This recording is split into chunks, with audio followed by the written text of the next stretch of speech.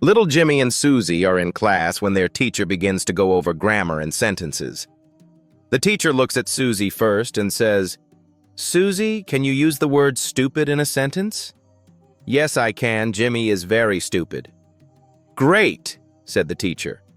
"Now, can you use ugly in a sentence?" "Jimmy is very ugly." The teacher turns to Jimmy and says, "Can you upstage her, Jimmy? Try using the word dictate in a sentence." Jimmy looks at the teacher and without missing a beat says, "I may be ugly and I may be stupid, but Susie says my dictation is good." During a visit to my doctor, I asked, "Doctor, how do you determine if an older person should go to a care home?" He replied, "Well, we fill up a bathtub, then offer a teaspoon, a teacup, and a bucket and ask them to empty the tub." I said, "Oh, I get it. A normal person would use the bucket because it's bigger." He looked at me and said, "No, a normal person would pull the plug. Would you like a bed near the window?" A guy walks into a bar and orders a martini. After he got it, he took the olive out and put it on the napkin. Then he ordered another and did the same thing. After a couple of hours, he had a little collection of olives on his napkin, and finally the bartender asked, "Why don't you eat your olives?" And the guy said, "My wife sent me out to buy olives, but I didn't have time to go to the grocery store." A boy tells his father, "Dad, I have such a strong desire to live forever. What should I do?" The dad responds, "Get married." Boy, "Really? Does that make you live forever?" Dad, "No, it'll make that desire go away." A young teenager comes home from school and asks her mother, "Is it true what Rita just told me, that babies come out of the same place where boys put their thingies?" "Yes, dear," replies her mother, pleased that the subject had finally come up and she wouldn't have to explain it.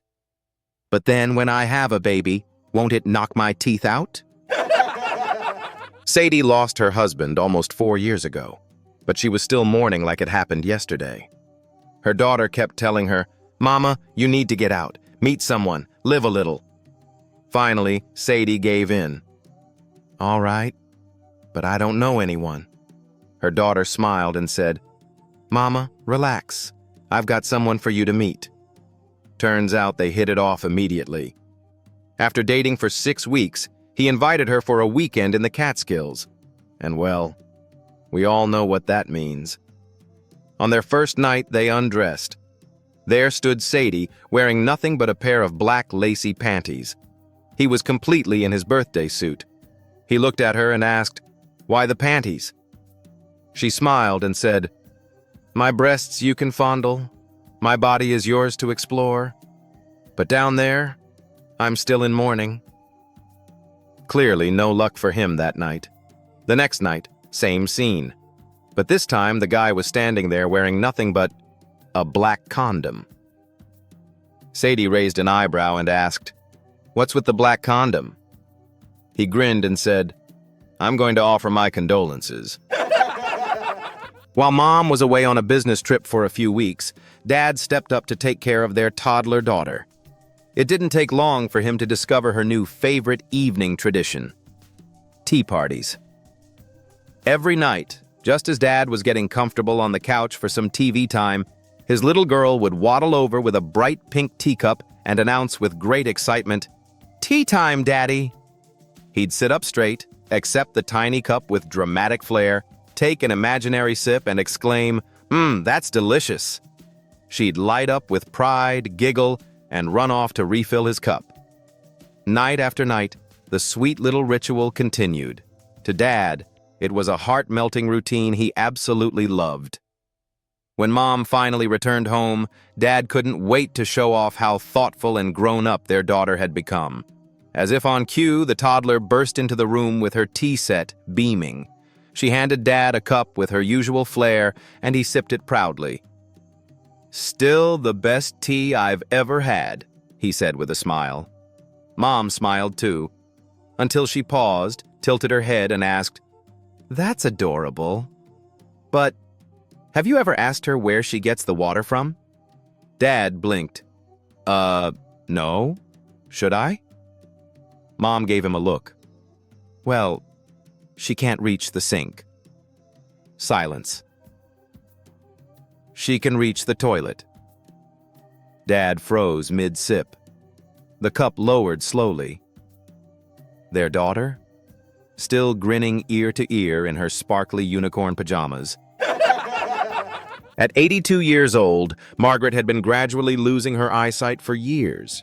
She always brushed it off with humor, saying things like, "I can still tell the cat from the toaster most days." But in reality, her vision had become extremely limited. One day, her tech-savvy granddaughter convinced her to try a pair of revolutionary smart glasses designed to restore vision instantly. Margaret was skeptical, but curious enough to give them a try. And just like that, bam, her world came back into focus. Trees, people's faces, her knitting needles, even the tiny print on her utility bills. She could see it all, crystal clear. A month later, Margaret visited her optometrist for a follow-up appointment. "Your vision is incredible," the doctor said, amazed. "Your family must be so happy." Margaret leaned in with a playful smirk. "Oh, I haven't told them," she said. "I just sit there quietly while they roll their eyes and whisper about me like I'm blind and deaf. Honestly, it's the most fun I've had in years. I've already rewritten my will twice, and they have no idea." Give that woman a medal, and maybe her own reality show. It was a freezing winter afternoon, and a primary school teacher was helping one of her students put on his snow boots before heading home. He'd asked for help, and she quickly saw why. Even with her pulling and him pushing, those stubborn little boots just wouldn't go on.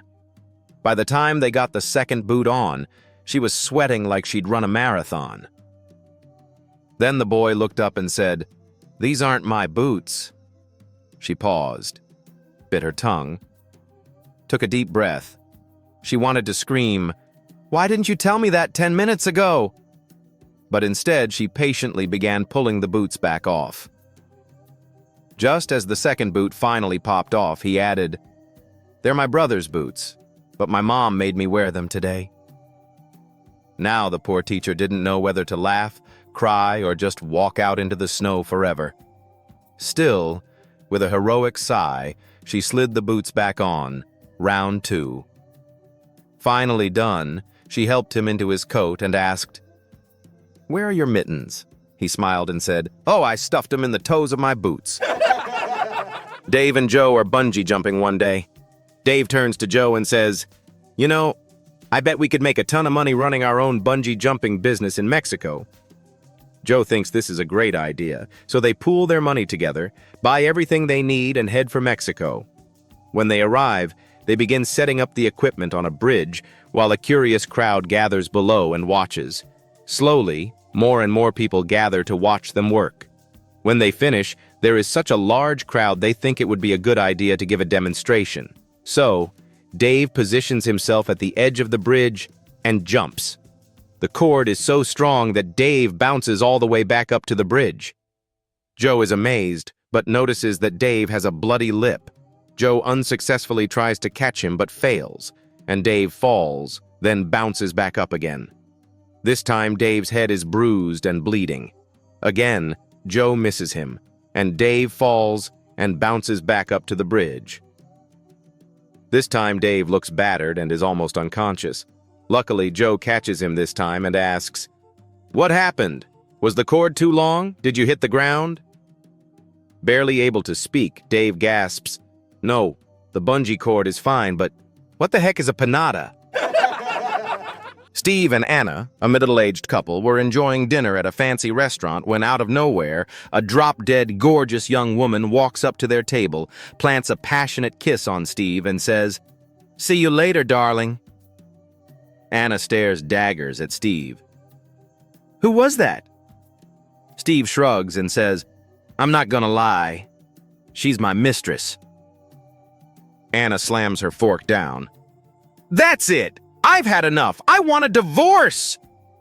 Steve calmly replies, "I understand, but just remember, no more shopping in Paris, no winters in Barbados, no summers in Tuscany, No Lexus or Infinity in the driveway, and no yacht club membership. Totally your call, though. Just then, their friend Jim walks in with a bombshell on his arm. Anna leans over and whispers, "Who's that with Jim?" Steve replies, "That's his mistress." Anna sips her wine and smiles. "Ours is prettier."